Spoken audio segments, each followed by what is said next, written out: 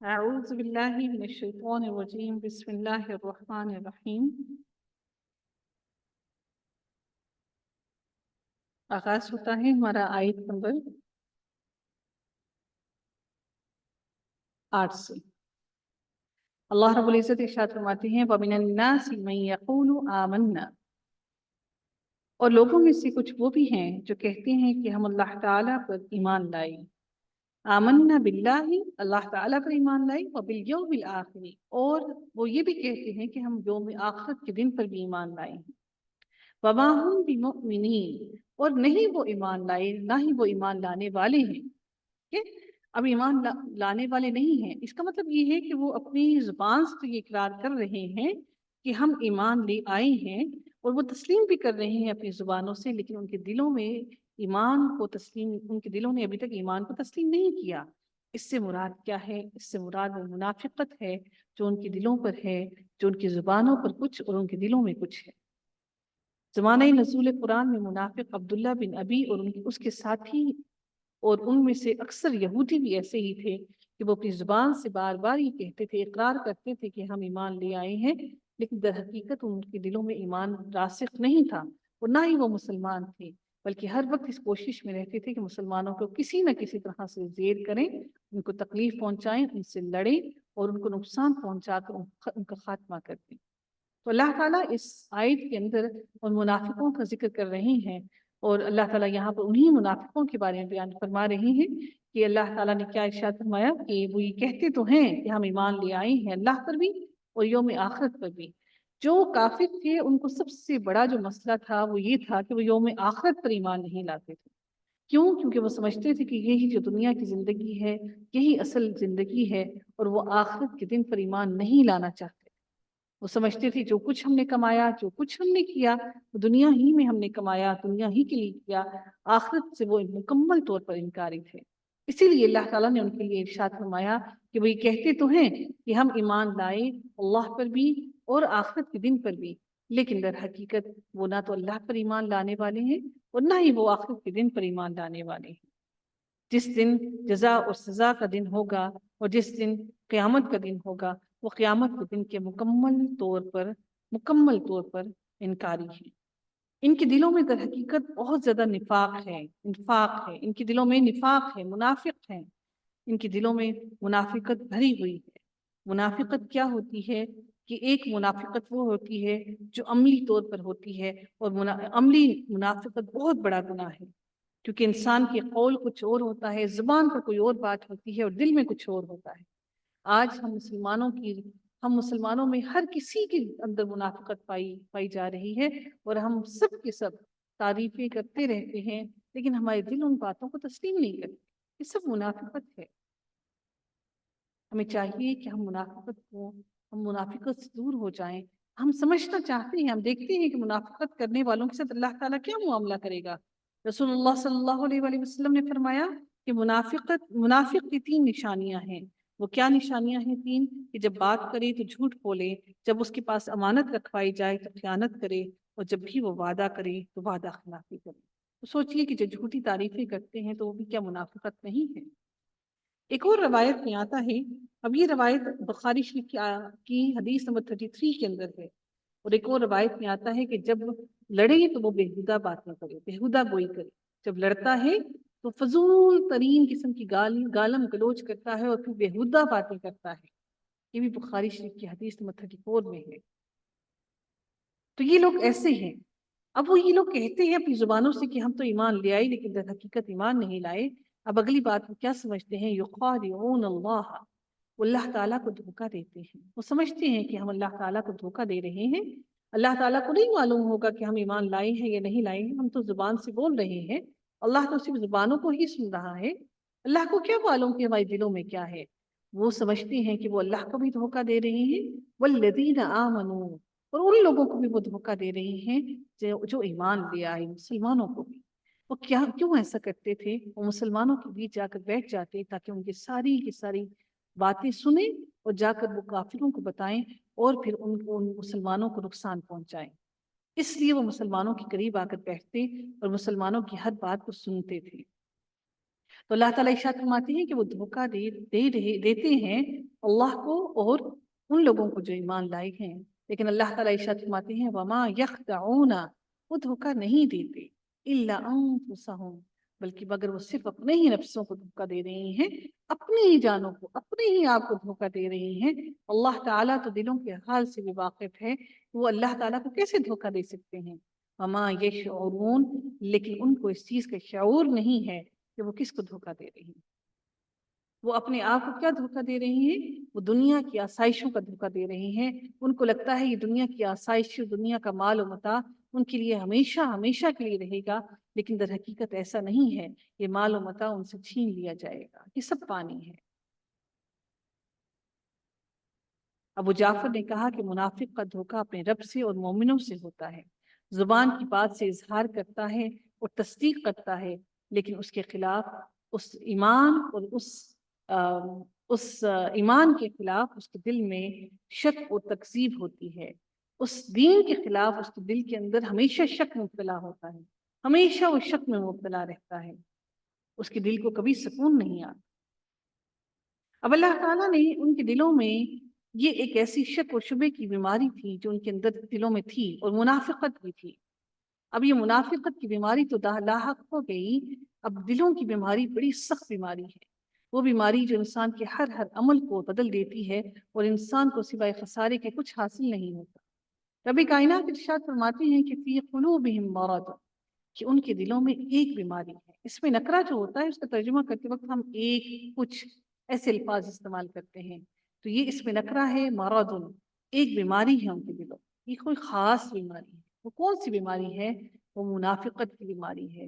اللہ تعالیٰ نے ان کے دلوں میں جو منافقت کی اور شک و شبے کی بیماری ڈال دی، حسد کی بیماری ڈال دی، اللہ تعالیٰ نے اس بیماری کے لیے مزید فرمایا فَزَادَهُمُ اللَّهُ مَرَضًا، کہ اللہ تعالیٰ نے ان کی اس بیماری کو مزید بڑھا دیا۔ اللہ تعالیٰ نے اس بیماری کو بڑھاتا ہی گیا، بڑھاتا ہی گیا، جس طرح سے ہم نے کل بھی پڑھا تھا کہ جب انسان گناہ کی طرف مائل ہوتا ہے تو پھر اللہ تعالیٰ گناہ کی طرف اور بڑھاتے ہی جاتے ہیں، بڑھاتے ہی جاتے ہیں۔ اللہ تعالیٰ ارشاد فرماتے ہیں کہ اللہ تعالیٰ نے ان کو اس بیماری میں مزید بڑھا دیا، وَلَهُمْ عَذَابٌ أَلِيمٌ، اور پھر اللہ تعالیٰ نے ان کے لیے ایسا عذاب تیار کیا جو بہت ہی دردناک عذاب ہے۔ اب اس میں خاص دردناک عذاب کی بات کیوں کی جا رہی ہے؟ وہ اس لیے کہ جب ہم انسان دنیا میں کوئی درد برداشت کرتے ہیں تو اس درد کو برداشت کرنے کی ہمیں شروع میں مشکل ہوتی ہے، آہستہ آہستہ ہمیں عادت ہو جاتی ہے، ہم یوز ٹو ہو جاتے ہیں۔ لیکن یہ وہ درد ہوگا جس کی عادت نہیں ہوگی۔ کیوں؟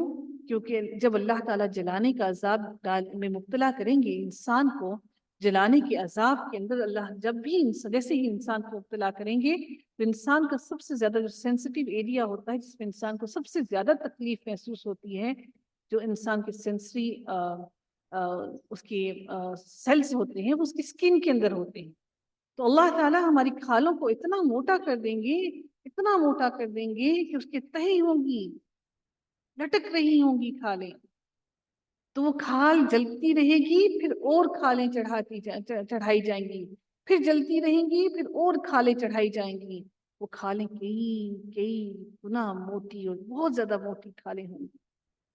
اس لیے اللہ تعالیٰ نے کہا کہ ان کے لیے دردناک عذاب ہے، یہ درد کم نہ ہوگا، اس میں کمی نہ ہوگی۔ اس وجہ سے، صرف اس وجہ سے کیونکہ وہ اللہ تعالیٰ کی باتوں کو چھٹلاتے تھے، اللہ کی آیتوں کو چھٹلاتے تھے، اللہ کی باتوں کو سننا ہی نہیں چاہتے۔ بڑی آسانی سے ہم مسلمان آج یہی کہتے ہیں، کہاں پہ لکھا ہے قرآن میں؟ ہم نے تو نہیں پڑھا، کون سی بات ہے کہ کوئی نیا دین لے آئے؟ ہم نے تو اپنے آباء و اجداد کو، ہم بھی ساری زندگی دیکھتے رہے ہیں، ہم نے بھی ساری زندگی گزار دی، ہمارے باپ داداؤں نے ایسا کام کیا، یہ کوئی نیا دین آ گیا ہے؟ ہم صرف قرآن کی باتیں کر رہے ہیں، صرف قرآن سیکھ رہے ہیں۔ اور یقین کیجئے ایسے بھی کیسز آتے ہیں جو لوگ کہتے ہیں کہ قرآن سے گمراہ کر رہے ہیں۔ کیا قرآن سے کوئی گمراہ ہو سکتا ہے؟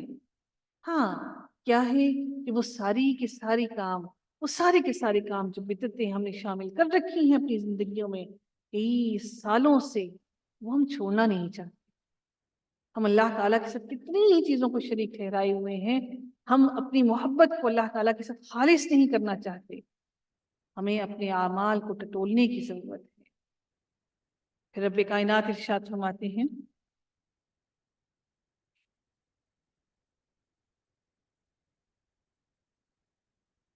اور یہ بھی جان لیجیے کہ پھر جب وہ اللہ تعالیٰ انسان کے دلوں کو ٹیڑھا کر دیتے ہیں، پھر جب وہ ٹیڑھی ہو گئی، اللہ تعالیٰ سورۃ الصف کے اندر ارشاد فرماتے ہیں کہ پھر جب وہ ٹیڑھی ہو گئی تو اللہ تعالیٰ نے ان کے دلوں کو ٹیڑھا کر دیا، اور پھر اللہ نے یہ بھی ارشاد فرمایا کہ ان کے لیے دردناک عذاب ہے، منافقوں کے لیے اللہ تعالیٰ نے دردناک عذاب کا وعدہ کر دیا ہے۔ سورۃ النساء میں اللہ تعالیٰ یہ بھی ارشاد فرماتے ہیں کہ یقیناً منافق دوزخ کے سب سے نچلے درجے میں ہوں گے اور آپ ان کا ہرگز کوئی مددگار نہ پاؤ گے۔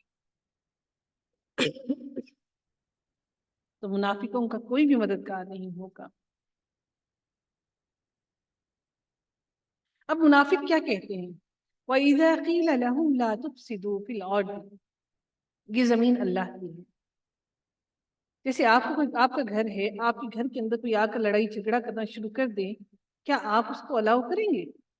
کہ آپ کے گھر میں آپ کی ملکیت کے اندر آ کر کوئی اپنی مرضی چلائے اور اپنا لڑائیاں جھگڑے کرنا شروع کر دیں، کیا آپ کسی کو الاؤ کریں گے؟ اللہ تعالیٰ نے فرمایا کہ یہ زمین میری ہے، اس زمین میں تم فساد برپا نہ کرو۔ اور جب ان لوگوں سے کہا جاتا ہے کہ تم زمین میں فساد برپا نہ کرو، وہ کہتے ہیں قالوا انما نحن مصلحون، ہم تو فساد کرنے والے ہرگز نہیں ہیں، ہم تو اصلاح کروانے والے ہیں۔ وہ کیا کرتے ہیں کہ ہر خاندان کے اندر ایسے لوگ موجود ہوتے ہیں جو لڑائی کی کوئی ایک بات شروع کرتے ہیں، اور پھر جب لڑائی بھڑک اٹھتی ہے تو پھر لوگوں کے درمیان اصلاح کرنا شروع کر دیتے ہیں، صلح صفائی کروانا شروع کر دیتے ہیں۔ تو یہ ان منافقوں کی ایک بہت بڑی نشانی ہے کہ وہ زمین کے اندر فساد برپا کرتے ہیں۔ یہ صرف نہ کافروں کی نہیں بلکہ ہم مسلمانوں کے اندر بھی یہ چیز بہت زیادہ پھیل چکی ہے۔ کوئی فرقے کی وجہ سے فساد برپا کر رہی ہے اللہ کی زمین کے اندر، کوئی اپنے جائیداد کی وجہ سے فساد برپا کر رہی ہے، کوئی اپنے خاندانی نظام کی وجہ سے فساد برپا کر رہی ہے، تو یاد رکھیے کہ ان لوگوں کے درجے جہنم کے سب سے نچلے درجے میں ان کو ڈالا جائے گا۔ اور سمجھ لیجئے کہ جہنم کا سب سے نچلا درجہ ہے جہاں سے آگ کا آغاز ہوا ہے، اس کا مطلب یہ ہے کہ وہاں پر سب سے زیادہ تپش ہوگی جہنم کی۔ اللہ تعالی ہم سب کو جہنم کے عذاب سے، اس کی آگ سے محفوظ رکھے۔ رب کائنات ارشاد فرماتے ہیں یہ فساد یہ بھی کرتے ہیں کہ زمین کے اندر اللہ تعالیٰ کی قوانین کو توڑتے ہیں۔ یہ بھی تو ایک فساد ہے نا، یہ بھی تو فتنہ ہے، فتنہ پھیلائی جا رہی ہے۔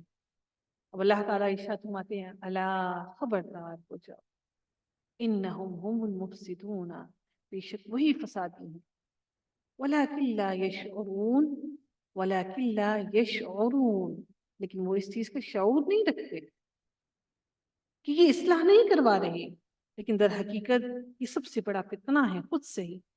سورۃ الانفال کی آیت نمبر 73 کے اندر اللہ تعالیٰ ارشاد فرماتے ہیں کہ کافروں سے دوستیاں باندھنے کے بارے میں اللہ تعالیٰ کیا ارشاد فرماتے ہیں، اور جن لوگوں نے کفر کیا وہ ایک دوسرے کے دوست ہیں، اگر تم یہ نہ کرو گے تو زمین میں بڑا فتنہ اور بہت بڑا فساد ہوگا۔ کافروں سے دوستیاں لگانا یعنی کہ ان کو زمین میں فتنہ پھیلانے کے لیے ان کی مدد کرنا ہے۔ اللہ تعالیٰ فرماتے ہیں کہ یہ لوگ خود ہی مفسد ہیں، فسادی ہیں، لیکن یہ لوگ اس چیز کے شعور نہیں رکھتے کہ وہ فسادی ہیں۔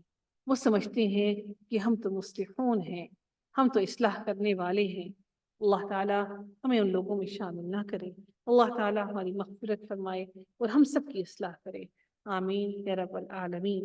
وآخر دعوانا ان الحمد لله رب العالمين، صلی اللہ تعالی علی خیرہ خلقہ اجمعین برحمتک یا ارحم الراحمین۔